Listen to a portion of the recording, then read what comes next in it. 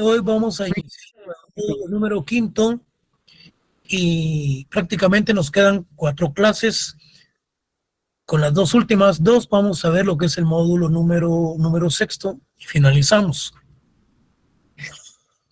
Hay un alumno que se examinó y sacó 30 en el primer parcial y me sacó 40 ahorita.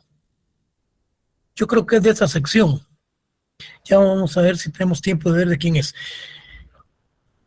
El día de hoy, jóvenes, vamos a ver lo que son derechos de los pueblos indígenas, pero desde otro punto de vista. Hoy vamos a ver lo que es la cosmovisión y lo que es cosmovisión y lo que es la espiritualidad. Vamos a ver lo que es el Popol Vuh y vamos a ver lo que es derecho a su autonomía y su política económica. Cuando nosotros iniciamos a estudiar lo que es los derechos de los pueblos indígenas, los mirábamos de otro punto de vista. Hoy lo vamos a ver en base a su derecho más que todo consuetudinario y en base a aspectos del cosmos, de la espiritualidad, así mismo como lo es el Popol Vuh. Vean, cuando nosotros hablamos del cosmos, nos estamos refiriendo específicamente a lo que conforma parte el universo. El cosmos, pues en otras palabras, es el universo. Entonces, ese derecho a la cosmovisión de los grupos mayas, ese derecho de la cosmovisión, ¿en qué consiste? Consiste en prácticas, consisten en esos estudios y análisis que realizaban los pueblos mayas con respecto al universo, el agua, la luz, la naturaleza, la luna, el sol. Eso es lo que conforma el cosmos, lo que conforma lo que es el universo. Y cuando nos referimos a la espiritualidad de los derechos de los pueblos indígenas, nos estamos refiriendo prácticamente a esa conducta, a esa parte del ser humano que actúa en base a sus costumbres, a su ética, en base a su moral, en base a lo que sus ancestros les han enseñado, en base a esos aspectos eminentemente espirituales, como la conducta, actuar bien, ser responsable, actuar dentro de los cánones que regulan aspectos de los grupos étnicos. Entonces, entrando ya en materia, ¿cómo vamos nosotros a analizar lo que es la cosmovisión? Como las opiniones, ese conjunto de creencias que conforman la imagen o concepto general del mundo que tiene una persona. La cosmovisión, conjunto de opiniones, creencias que conforman la imagen o el concepto general del mundo que tiene una persona. Época, cultura, a partir de la cual la interpreta su propia naturaleza y de todo lo existente. En otras palabras, cuando hablamos de la cosmovisión, es el conjunto de las creencias, de las opiniones que tiene una persona del universo en determinados momentos históricos y en determinados momentos también en donde tiene su propia cultura, donde tienen su propia identidad, en donde tienen su propia forma de ser. Entonces, sucintamente la concepción de la cosmovisión es, es ese grupo social que lo analiza el cosmos y que el cosmos es el universo. La cosmovisión es sucintamente la concepción de un grupo social. Tiene de su cosmos, es decir, de su entorno natural y social inmediato. Por ejemplo, nosotros podemos decir que el cosmos es el universo y lo vamos a analizar en el momento preciso con nuestra forma de ser, de nuestra propia identidad. En este momento podríamos decir que está haciendo demasiado calor, está lloviendo. Entonces, es la concepción de que un grupo social tiene de su cosmos, es decir, de su entorno natural y social inmediato. Se realiza a través de las ideas surgidas a partir de preguntas fundamentales, por ejemplo, ¿quiénes somos nosotros? Entonces, se les pregunta, ¿qué es la naturaleza? ¿Qué es esa parte del universo por medio de los cuales los mayas hacían sus análisis basados a su derecho consuetudinario, basados a su propia costumbre? Entonces, nos estamos refiriendo a la interpretación que hacían ellos del universo. Con respecto a la espiritualidad, cualidad de las personas o de las cosas espirituales, conjunto de los principios o actitudes que configuran la vida espiritual de una persona o de un colectivo. Es decir, que cuando hablamos de la espiritualidad maya, ellos tenían sus propias actitudes de cómo proceder conjuntamente.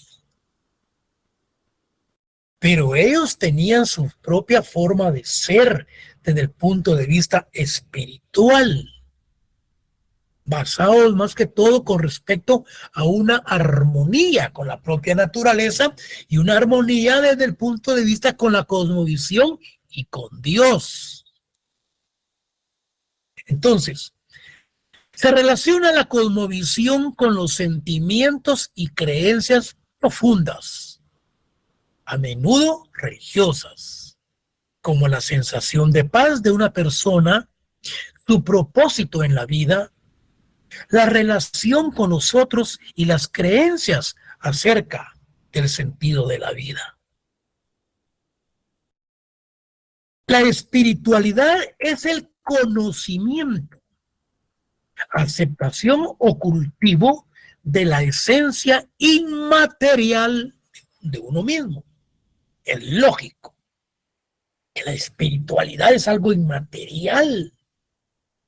No lo podemos ver, intangible. Ejemplos: ser uno caritativo con otros, ser compasivo, el perdón y la reconciliación, aprecio, gratitud, difundir esperanza, compartir hospitalidad, practicar la humildad, defender la justicia. Entonces, esto enmarca lo que es el concepto de la espiritualidad. Continuemos. El cosmos es sinónimo de universo. La cosmología se considera como la ciencia de las leyes generales que rigen el universo.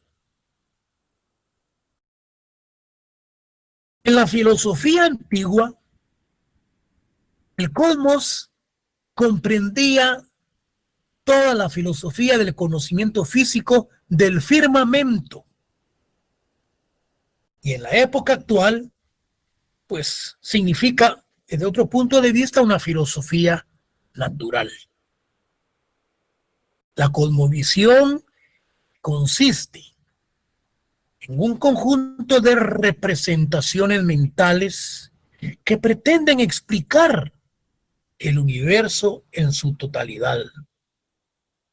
Los mayas tenían su propia cosmovisión, contaban con una concepción del mundo, considerando que él mismo fue creado 3 veces. Vinculaban los fenómenos naturales a su vida cotidiana, como lo dice Adelino Sacoyoy. Los derechos indígenas y la espiritualidad maya, en ese material que él investiga como autor. Y dice que la cosmovisión maya es la visión, dice, es la explicación del mundo y de la vida. Es la práctica de un sistema de valores que relaciona y explica al ser humano, la naturaleza, el tiempo, la vida y las cosas como una totalidad de relaciones de un sistema vivo. Es el cosmos.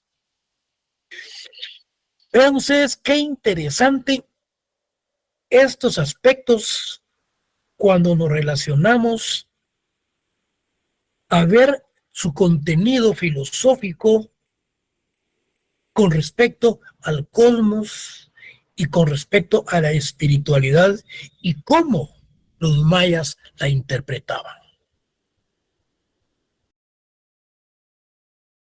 El acuerdo sobre identidad y derechos de los pueblos indígenas, en su artículo 2,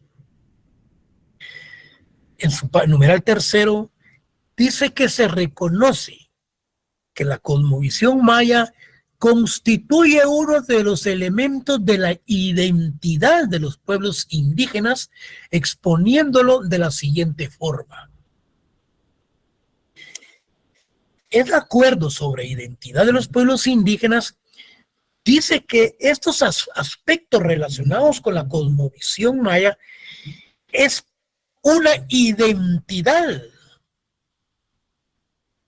Desde luego, cuando nosotros decimos cuáles son los elementos fundamentales de la identidad de los grupos tribales, su derecho consuetudinario, su forma de ser, sus idiomas, su forma de vestir. Esa es la identidad. Sin embargo, el acuerdo sobre identidad dice que el acuerdo sobre identidad y derechos de pueblos indígenas considera la cosmovisión como parte de la identidad de dichos pueblos. La cosmovisión se basa en la relación armónica, dice, de todos los elementos del universo. Entonces, esa cosmovisión es una interpretación desde un punto de vista de paz, de un punto de vista de tranquilidad, en donde se analiza desde el punto de vista armónico de todos los elementos que conforman el universo, en el que el humano es solamente, no solo es un elemento más, por ejemplo, la tierra es la madre que da la vida y el maíz es un signo sagrado de esta cultura. Entonces, esta cosmovisión se ha transmitido de generación en generación a través de la producción material y escrita, por medio de la tradición. Es decir, Esta cosmovisión se ha transmitido de generación en generación a través de la producción material y escrita por medio de la tradición, en la que la mujer ha jugado un papel importante. La cosmovisión maya es una filosofía que enseña a vivir de acuerdo con Dios, respetando a todos los elementos para lograr una vida en armonía y equilibrio. Es la interpretación que se hace de conformidad con los acuerdos de los derechos de los pueblos indígenas con respecto a la cosmovisión. La espiritualidad maya se considera como el conjunto de conceptos y valores que permiten una visión de la conexión y respeto hacia el cosmos. Entonces, fíjense cómo se amarra esto. La espiritualidad maya entonces considera que a través de su forma de ser y a través de su identidad, ellos respetan todos los elementos que conforman el cosmos. Y ellos pretenden dar respuestas a las preguntas acerca del universo, que les permitía una vida sana física y mental en perfecta armonía con la creencia de un Dios omnipotente, creador de la naturaleza y del ser humano, amo y señor de todo lo que existe, bondadoso y con capacidad de perdonar, y su desarrollo se realizó sin perder la relación respecto con su creador. Esa es la forma de la interpretación que se hace con respecto a la espiritualidad y con respecto al cosmos. El acuerdo sobre identidad y derechos de los pueblos indígenas en su inciso C, yo voy a ver si recuerdo qué artículo es, creo que es uno de los primeros, dice: se reconoce la espiritualidad de la siguiente forma. Se reconoce la importancia y la especificidad de la espiritualidad maya como componente esencial de su cosmovisión y de la transmisión de sus valores, así como la de los demás pueblos indígenas. Dice el acuerdo que reconoce la importancia de la espiritualidad maya como componente esencial de la cosmovisión. Aquí habla de que la espiritualidad conforma parte de la cosmovisión maya y de esa transmisión de sus valores, así como la de los demás pueblos indígenas. Significa entonces que la espiritualidad está conforma o es componente de el cosmos, así como la relación que existe con la espiritualidad. La espiritualidad maya entonces se fundamenta en el equilibrio que debe existir entre el creador, la naturaleza y la persona. Su esencia se manifiesta en el fuego sagrado utilizado en sus ceremonias. Para comprender entonces la cosmovisión y la espiritualidad maya, entonces, jóvenes, nos remitimos a lo que es el Popol Vuh. Ya analizamos, ya comprendemos qué es la cosmovisión, que es el estudio y la interpretación del universo. Y la espiritualidad que conforma parte de esa cosmovisión y que debe de existir una relación armónica entre los mismos, pero como parte fundamental para comprenderla. Es necesario que nosotros conozcamos en parte o conozcamos qué es el Popol Vuh. El Popol Vuh, como el Corán, es el libro sagrado de los musulmanes. Como los cristianos tienen la Biblia, el Popol Vuh es el libro sagrado de los quichés. ¿Y qué significa Popol Vuh? Es el libro del tiempo, es un libro de los acontecimientos.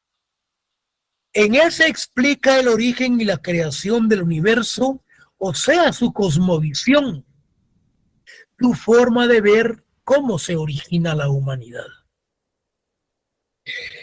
Si ustedes, cuando tengan tiempo, ingresan a internet y ponen ahí película del Popol Vuh, jóvenes, ahí van a salir iniciándose con unos muñecos y con unas caricaturas tipo estelas mayas, en donde se inicia y cómo es la conformación del mundo.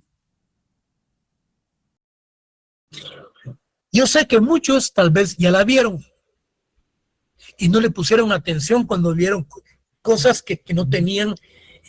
Ustedes no sabían que, tal vez sabían que estaban viendo, pero no le dieron la importancia de la interpretación y del mensaje que estaba dando la película con sus actores animados. Yo lo analizo desde ese punto de vista. Yo ya vi parte de la película, pero ahora que estoy analizando a fondo lo que es el Popol Vuh, yo recuerdo entonces ahora y tomo más en cuenta, le doy más importancia a esa creación de los mayas. ¿Cómo fue que se conformó el mundo? ¿Cómo se conformó el universo? ¿Quiénes participaron en el mismo? ¿Y qué fue lo que sucedió? Entonces, para comprender la cosmovisión y la espiritualidad maya, es necesario que nos remitamos al Popol Vuh, que significa libro del tiempo, un libro de acontecimientos. En él se explica el origen y la creación del universo, o sea, su cosmovisión, su forma de ver cómo se origina la humanidad. En el transcurso de la historia se ha observado que en las diferentes sociedades las religiones tienen su propia visión de la creación.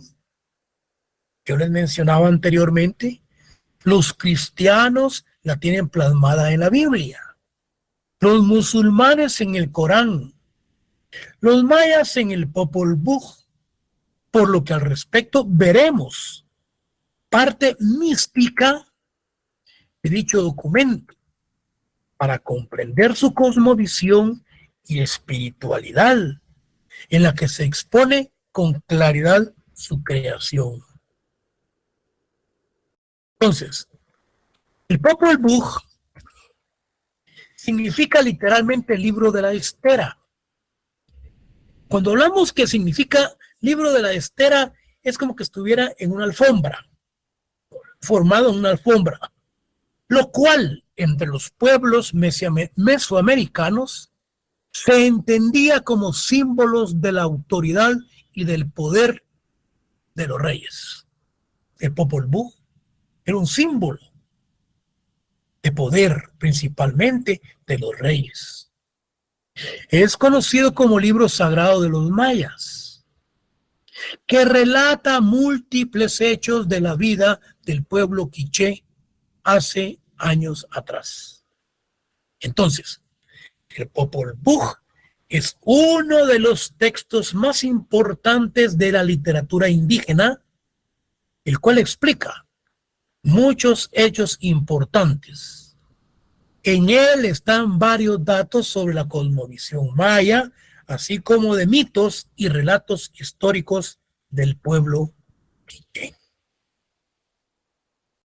Algunos datos históricos apuntan que este texto fue escrito en el siglo XVI, aproximadamente. Asimismo, el contenido del Popol Vuh aborda cosmologías, orígenes, tradiciones e historias espirituales sobre la creación del mundo. Entonces, el Popol Vuh es el libro sagrado de los quichés, en donde en el mismo se miran tradiciones, historias espirituales, principalmente cómo es que se conforma el mundo. A pesar de que se desconoce a los autores, se cree que fue escrito por miembros prominentes de la nobleza del reino quiché, el cual dominaba una extensa región del altiplano guatemalteco durante la conquista española. En varios de sus capítulos están plasmadas las aventuras de los dioses gemelos Hunahpu y Xbalanque. En esa película, jóvenes, ustedes van a ver actuar a Hunahpu y a Xbalanque, su forma de participación y qué se decían entre ellos, porque ya hay traducción. Científicos ya analizaron todo lo que es el Popol Vuh, y en la película pues hablan ellos de lo que es la creación del mundo. No obstante, el texto más antiguo que se conserva del Popol Vuh es una transcripción del texto quiché hecha a principios del siglo XVIII por el fraile dominicano Francisco Jiménez, quien también hizo la primera traducción al español. Esa versión es la más próxima a los textos originales. Se sabe que este manuscrito se encuentra en la biblioteca de Newberry, en Chicago, en los Estados Unidos. Esto debido a que en 1861 se publicó por primera vez en forma completa y desde entonces se han hecho varias ediciones y traducciones. El Popol Vuh contiene numerosas narraciones unidas dentro de un todo religioso, los mitos, los ritos y las figuras exotéricas que aquí se transcriben parte de la espiritualidad y lo objetivo. Nos vienen a revelar el origen de los actuales ritos religiosos indígenas de Guatemala, remontándolo hasta los tiempos más antiguos. En un texto sagrado maya que narra los mitos de la creación y describe las primeras dinastías humanas. Este es uno de los pocos textos sobrevivientes de la época, pues la mayoría de los libros indígenas fueron destruidos por sacerdotes durante la época colonial. Aquí se dio parte de lo que vimos en las cátedras anteriores del un etnocidio cultural, la destrucción de la cultura de los grupos étnicos. El Popol Vuh es el nombre de una recopilación bilingüe de narraciones míticas, legendarias e históricas del pueblo quiché o quiché, el pueblo indígena guatemalteco en mayor cantidad de población. Libro de gran valor histórico espiritual, ha sido llamado el libro sagrado de los mayas. Es increíble esto que hemos analizado y hemos estudiado en este momento. Cuando hablamos de lo que es la cosmovisión, cuando hablamos de lo que se conforma que es el universo, su interpretación, cómo interpretamos también la espiritualidad maya y cómo es la participación que para poder interpretar tanto lo que es la cosmovisión y la espiritualidad, es sumamente importante que nosotros veamos o viéramos parte de lo que es el libro sagrado de los mayas, que es el Popol Vuh. Continuemos. ¿Cuál es el derecho a su autonomía y política económica de los grupos étnicos? Hemos venido estudiando y analizando de los derechos de los pueblos indígenas. ¿Cuáles son esos derechos? ¿Qué es lo que ellos buscan? Ese reconocimiento fundamentado en el artículo 66 constitucional. A través de la firma de los acuerdos de paz, los grupos étnicos han logrado grandes avances. con respecto a su autonomía administrativa y con respecto a su autonomía política. Si nosotros hablamos del derecho de su autonomía política, autonomía, con respecto de su autonomía, permíteme un segundo. Derecho a su autonomía política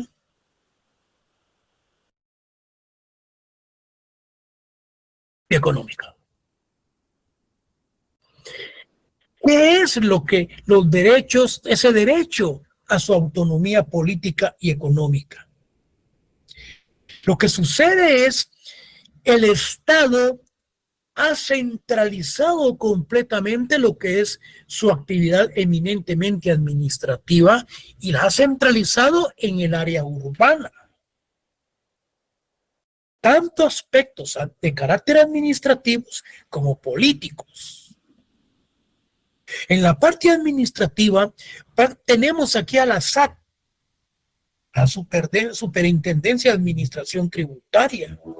Es cierto que se ha descentralizado en el interior de la República. Acá, cuando hablamos del punto de vista político, tenemos entonces a los ministerios que conforman parte del gobierno en un sistema eminentemente republicano. Sin embargo, se ha descentralizado con lo que son las comisiones estas las comisiones que existen en el interior de la República, en los departamentos y con los de cuestiones de las municipalidades y otro sector que se ha conformado con la sociedad civil. Entonces, el derecho de los indígenas desde el punto de vista de esa autonomía política, ellos han logrado grandes espacios actualmente en donde se han abierto las coberturas para que ellos puedan participar políticamente en sus lugares de origen como departamentales y en la capital. La ley electoral y de partidos políticos realmente, a pesar que actúa con cierta, son mediáticos porque cuando ellos dicen a este no se le inscribe, siempre le buscan algo. Sin embargo, pues en este momento político histórico no se ha inscrito al Movimiento de Liberación de los Pueblos, en donde está doña Telma Cabrera y es el que fue procurador de los derechos humanos, el licenciado Jordan Rodas. MLP. Sí, Movimiento de la Liberación de los Pueblos.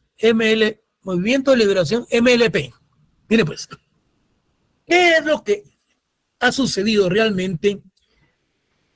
Aceptaron la participación en alcaldías, aceptaron participación de diputaciones y pero no aceptaron la participación política con respecto a la presidencia.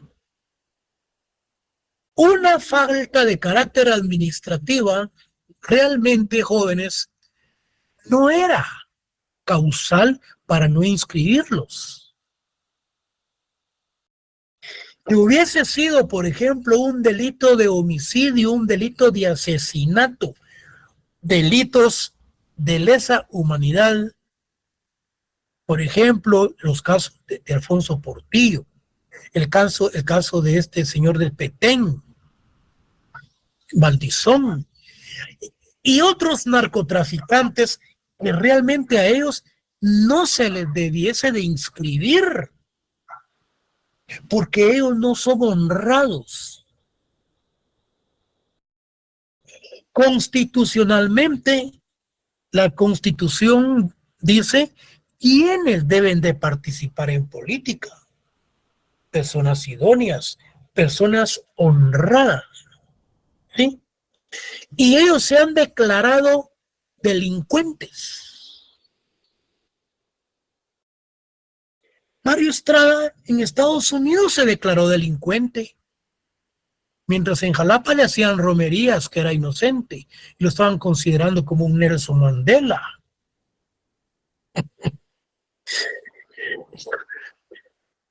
Miren, Alfonso Portillo, asesino. Cuando estudió en México mató a su compañero de estudio, a su compañero, otro abogado.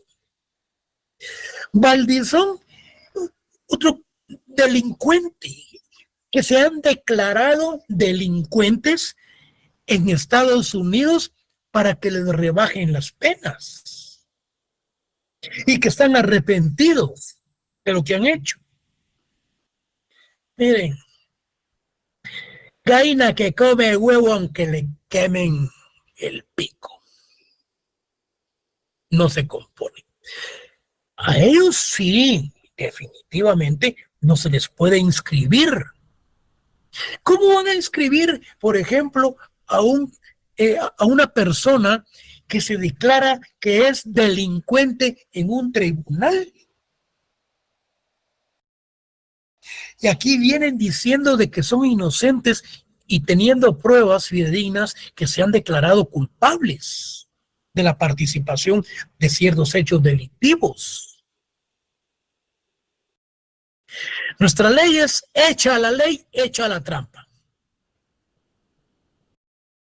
Hay que analizar y estudiar detenidamente la causal. ¿Por qué no fue inscrito el partido de Movimiento de Liberación de los Pueblos? Por una falta administrativa que detectó la Contraloría de Cuentas en contra de Jordan Rodas, no los inscriben. Eso está con dedicatoria. La Corte Suprema de Justicia, la Corte de Constitucionalidad, el Tribunal Supremo Electoral, señores, no los inscribieron.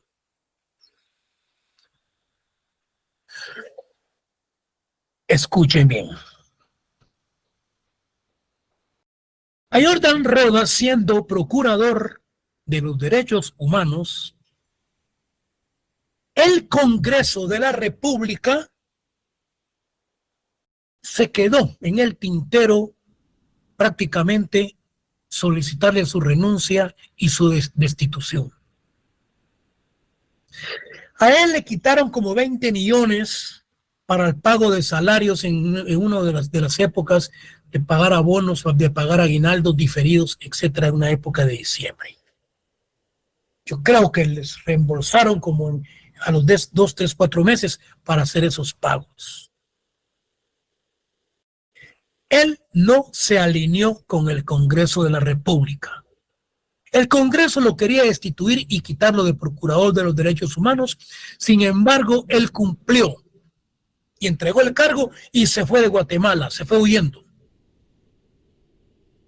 Regresó ya como, hablemos como candidato a la vicepresidencia con esta señora. ¿Quiénes le estaban pidiendo la renuncia o lo iban a destituir? El Congreso. ¿Quiénes nombraron a los magistrados del Tribunal Supremo Electoral? El Congreso. ¿Quién nombró a los magistrados de la Corte Suprema de Justicia? El Congreso. Entonces el Congreso le dijo a la Corte y también al Tribunal Supremo Electoral que no lo inscriban. Cobraron su factura política y no los inscribieron. Si lo miramos desde ese punto de vista, que es uno. Ya los otros, pues ya miremos cuáles son los elementos que se fundamenta la Corte Suprema como la Corte de Constitucionalidad para no inscribirlos. Bueno, yo no sé si el día de hoy a usted le llegó por un chat una cuestión ahí de una canción de doña Suri Ríos. No sé si le llegó. Estaba en el tercer puesto. Mañana le aseguro que amanece en el último lugar. ya principió la política, ya principió lo que es la campaña. Bueno, pues dejemos ya esto y sigamos con nuestra clase. Miren pues, derecho a su autonomía política y económica. Cuando hablamos de esa autonomía, cuando hablamos de la política, hablábamos de la participación política que se abrieron los espacios. Y con respecto a la autonomía administrativa, se creó el decreto 12-2002, que es el Código Municipal, ahí lo bajan por favor, en donde regula aspectos sumamente importantes, en donde dice que el aspecto, de acuerdo a sus aspectos autónomos, ellos, los ancestrales, deben de elegir a sus propias comunidades, a sus propios dirigentes, con respecto desde el punto de vista político. Pero desde el punto de vista administrativo está regulado, y esto coadyuva con lo que es el convenio 169 de la OIT, que es la Organización Internacional del Trabajo, que dice que en el Código Municipal que el suelo y el subsuelo de las jurisdicciones municipales, todos sus bienes y su producción es como provecho para esa misma jurisdicción, y además regula aspectos de las consultas que se deben de realizar cuando son afectados sus intereses desde el punto de vista administrativo.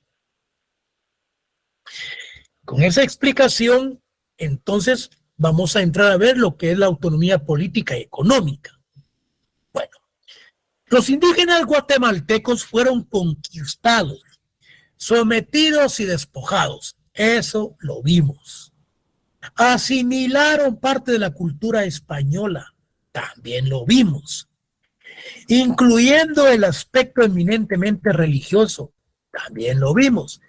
Pero han mantenido en parte su idioma, costumbres, tradiciones, trajes, su cosmovisión, su espiritualidad, entre otras. Lo estamos viendo. Se dan cuenta que todo ha venido desarrollándose con la temática para una interpretación lógica de todos los fenómenos que hemos venido estudiando. En los momentos actuales, su situación es de pobreza, marginación y carente de los recursos necesarios para lograr una subsistencia decorosa que no le permite el acceso al desarrollo en todo sentido, por lo que han mantenido una lucha para subsistir y hoy proclaman sus derechos sociales, económicos, políticos y culturales que les fueron arrebatados, y por supuesto por obtener su autonomía.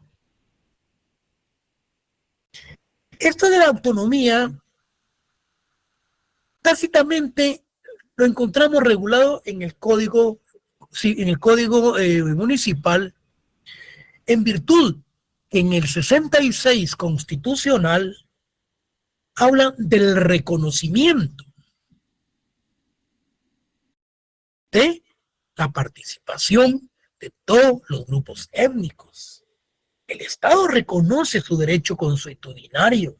El Estado reconoce ese aspecto dicotómico en cuanto a la ley eminentemente reglamentaria del ordenamiento plenamente establecido como columna vertebral del Estado, como el derecho de los pueblos indígenas. Cómo aplican ellos la justicia y cómo se aplica con el derecho interno. Entonces, para tomar sus propias decisiones sobre sus propios asuntos, es necesario analizar en qué sentido se reclama la misma y qué clase de autonomía reclama. Aquí es lo que yo les hablaba.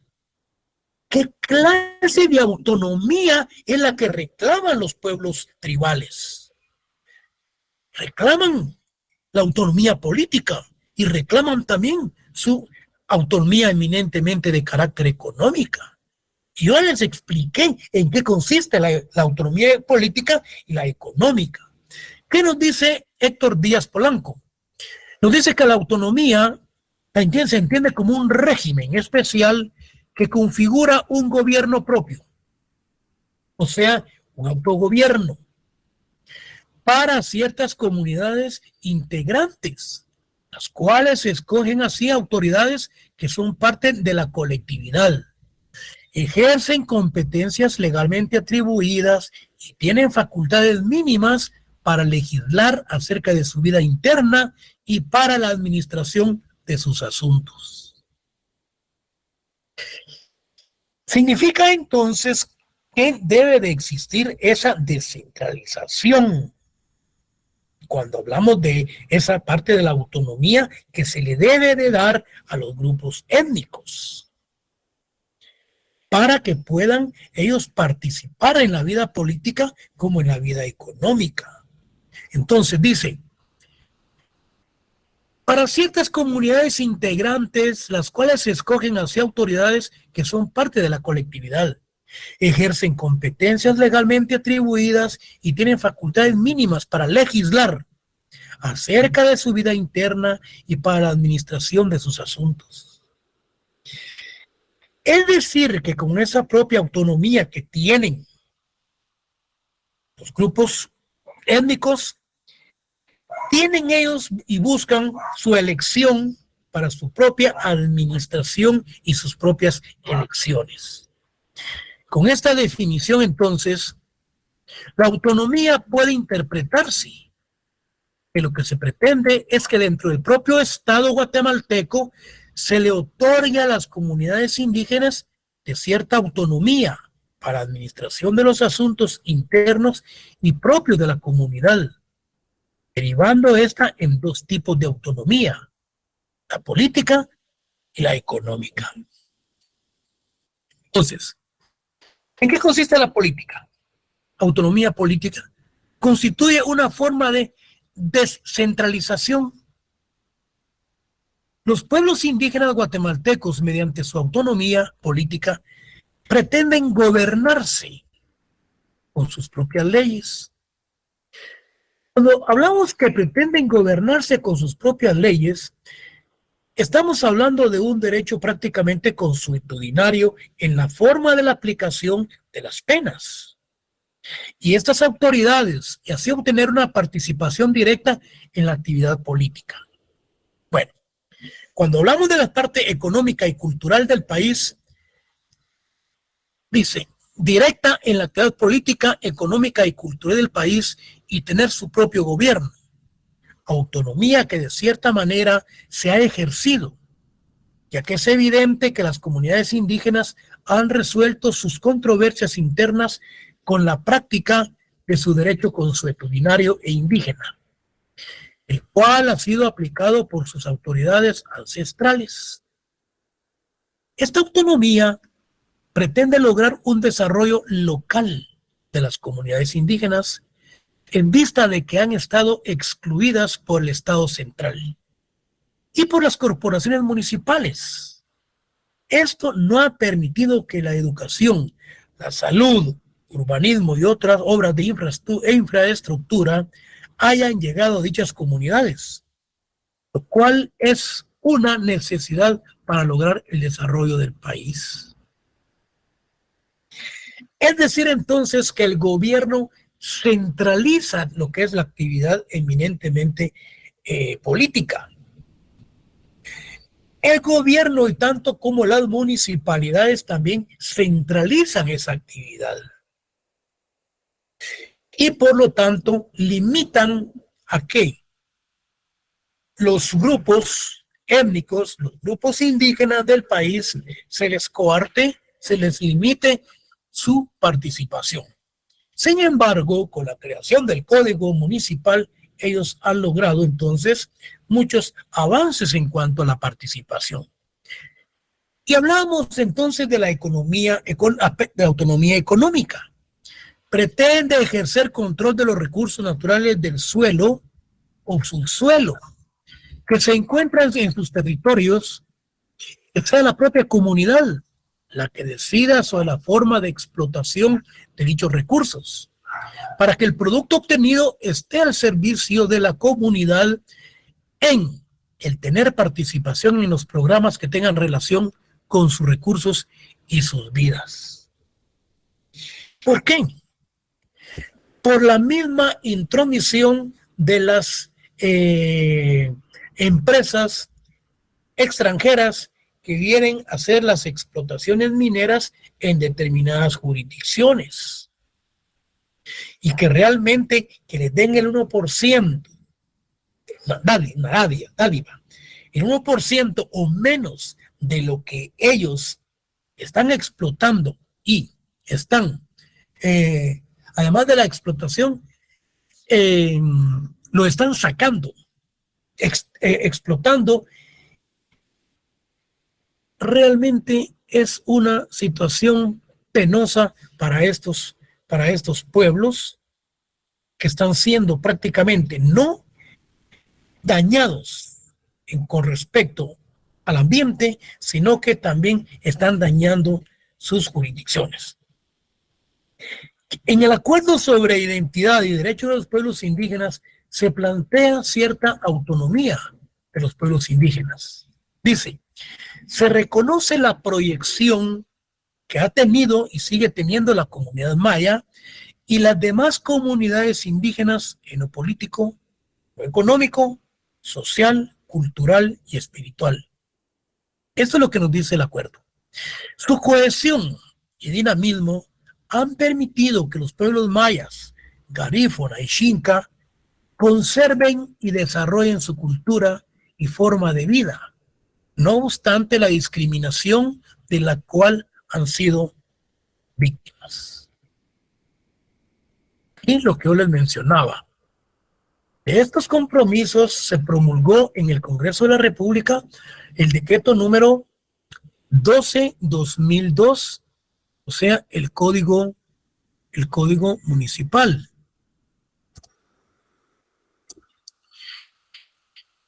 ¿Qué nos dice el artículo 8?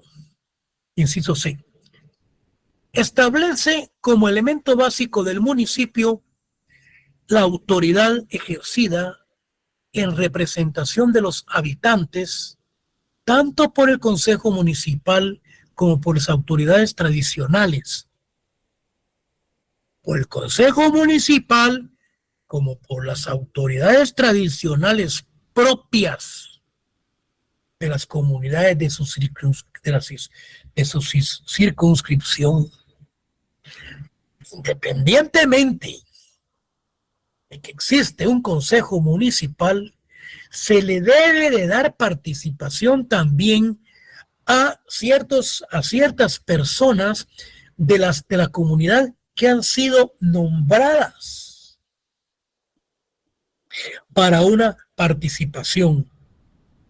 Dicho código constituye una ley ordinaria donde se reconoce la autoridad de las comunidades indígenas, lo que es un paso positivo en sus reclamaciones. El artículo 26 se reconoce la participación de sus autoridades en la solución de conflictos de límites jurisdiccionales entre las comunidades. El día del examen, yo les puedo preguntar a ustedes, dentro de las instituciones que tienen que participar o dentro de las autoridades que tienen que participar en la solución de conflictos jurisdiccionales, por ejemplo, el caso de Sololá, Santa María y Iztahuacán, ¿qué institución es la que debe de participar en la misma y donde usted se fundamenta? No me voy a poner la Secretaría de Asuntos Agrarios. No me voy a poner con tierra o con tierra, porque yo le estoy diciendo que es el artículo 25 del Código Municipal, en donde preceptúa que son el Consejo Municipal junto con las autoridades que tienen que mediar.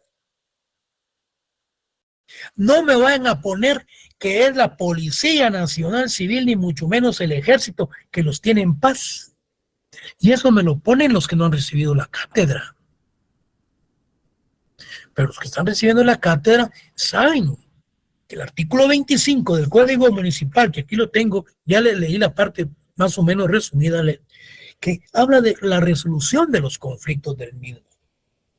El artículo 55 que reconoce las alcaldías indígenas. El artículo 65 reconoce la consulta a las autoridades indígenas cuando el asunto afecte sus derechos e intereses. Este artículo 65 tiene mucha relación con el artículo 6 del convenio 169 de la OIT, cuando se relaciona que cuando hay alguna explotación minera debe de practicarse una consulta popular, una consulta en la jurisdicción donde se va a realizar las explotaciones para ver si existe consenso, si hay aceptación o hay negación. Este artículo 65 se fundamenta con el sexto relacionado con el 65, con el sexto del convenio 169 de la OIT. Vamos a ver esto.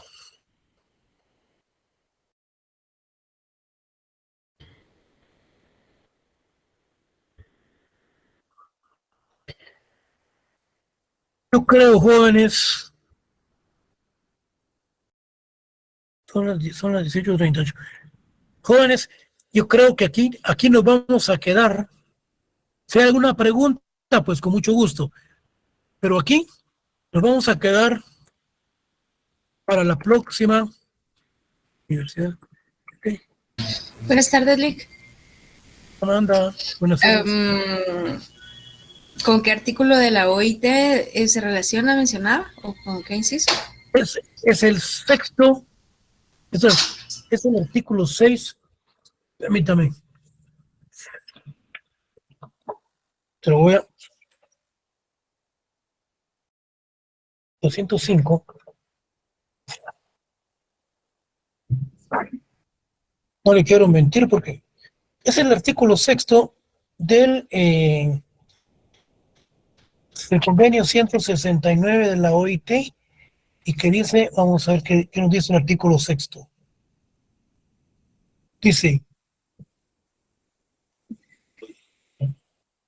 artículo 6 dice, al aplicar las disposiciones del presente convenio, los gobiernos deberán consultar a los pueblos interesados mediante procedimientos apropiados y en particular a través de sus instituciones representativas. Aquí ya estamos hablando del Consejo Municipal. Cada vez que se prevean medidas legislativas o administrativas susceptibles de afectarles directamente. Artículo 6 del convenio 169 de la OIT, que tiene mucha relación con el artículo, decíamos, 65. El artículo 65, creo. No, con el artículo 25 del Código Municipal. Ok, gracias. Artículo 25 del Código Municipal y el artículo 6 del convenio 169. Otra duda, jóvenes, ahí nos vamos a quedar y nos miramos el próximo día de clase. Si hay alguna duda, pues con mucho gusto. Feliz noche, licenciado. Gracias. Feliz noche, jóvenes. Feliz noche, licenciado. Feliz noche, licenciado. Gracias.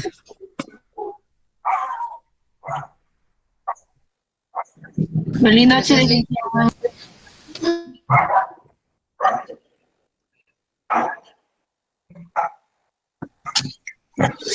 Buenas noches, Alex. Buenas noches. Que descansen. Igualmente.